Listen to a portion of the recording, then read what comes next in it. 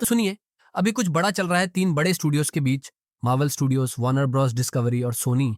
ऐसा लग रहा है कि ये तीनों अपनी अपनी यूनिवर्स को किसी दिलचस्प तरीके से जोड़ने की सोच रहे हैं। अब ये कोई बहुत शानदार सिचुएशन नहीं है, क्योंकि इसमें सोनी का नाम आ रहा है, लेकिन इसके जरिए मार्वल स्टूडियोज को स्पाइडरमैन के राइट्स वापस मिल सकते हैं, जो कि बहुत बड़ी बात होगी। लेकिन दूसरी तरफ ये कुछ ऐसा भी कर सकता है जो सुपर हीरो फैंस के लिए अच्छा ना हो। शायद आपने सुना होगा कि सोनी वार्नर ब्रदर्स डिस्कवरी का कुछ हिस्सा खरीदने का सोच रहा है। हुआ यूं कि हाल ही में वार्नर ब्रदर्स डिस्कवरी ने घोषणा की कि वो खुद को दो हिस्सों में बांटने वाला है 2026 तक। पहला हिस्सा रहेगा Warner brothers discovery global networks, जो कि खेल, न्यूज और एंटरटेनमेंट जैसे पारंपरिक टीवी चैनलों पर फोकस करेगा। और दूसरा हिस्सा होगा WBD स्ट्रीमिंग एंड स्टूडियोज, जिसमें HBO फिल्मों और सीरीज की प्रोडक्शन यूनिट और गेमिंग डिवीजन शामिल होंगे। कई एक्सपर्ट्स का मानना है कि कंपनी का ये कदम शायद इसीलिए है ताकि वो स्ट्रीमिंग और स्टूडियो वाला हिस्सा बेच सके।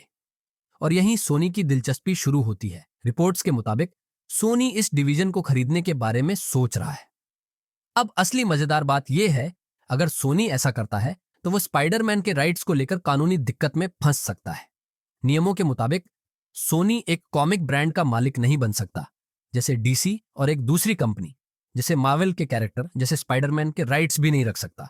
तो अगर ऐसा होता है तो स्पाइडरमैन के राइट्स वापस मार्वल स्टूडियोज को मिल सकते हैं।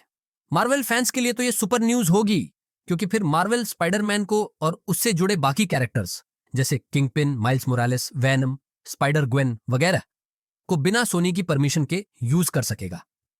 लेकिन अगर आप DC के फैन हैं या बस सुपर हीरो फिल्में पसंद करते हैं, तो ये थोड़ा टेंशन वाला मामला है। सोनी का रिकॉर्ड सुपर हीरो फिल्मों के मामले में कुछ खास नहीं रहा। मॉर्बियस, मैडम वेब जैसी फिल्मों से तो आप वाकिफ होंगे।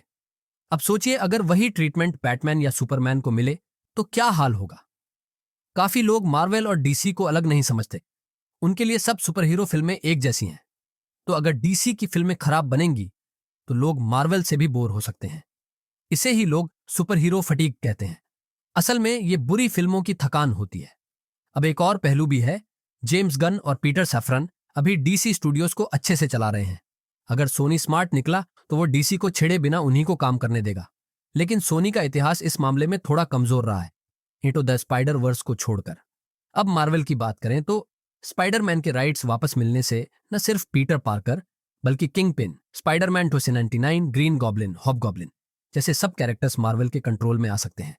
MCU का अगला चैप्टर जो एक नए यूनिवर्स पर आधारित होगा, उसके पहले ये सब हो जाए तो मार्वल के लिए सोने पे सुहागा। अभी मार्वल अगले 5 साल के प्लान्स पर काम कर रहा है। 2028 तक की रिलीज डेट्स भी तय हैं।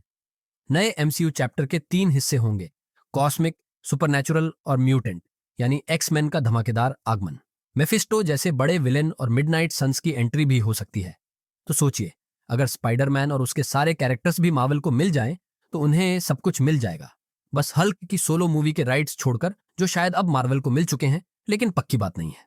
और स्पाइडरमैन ब्रांड न्यू डे में हल्क और पनिशर की एंट्री की खबरें भी आ रही हैं। पनिशर की कास्टिंग तो कंफर्म हो गई है। तो मार्वल का फ्यूचर बहुत ब्राइट लग रहा है, बशर्ते सोनी DC को सही से संभाले। अब सवाल यह है, क्या सोनी वाकई ये डील करेगा, और करेगा तो क्या समझदारी दिखाएगा। गेमिंग के मामले में सोनी अच्छा कर सकता है, लेकिन फिल्मों में मामला थोड़ा पेचीदा है।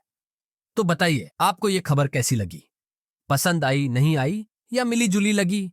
नीचे कमेंट में बताना ना भूलें। और मार्वल, DC और स्पाइडरमैन की और खबरों के लिए चैनल को लाइक और सब्सक्राइब जरूर करें। और हमेशा की तरह देखने के लिए बहुत बहुत शुक्रिया।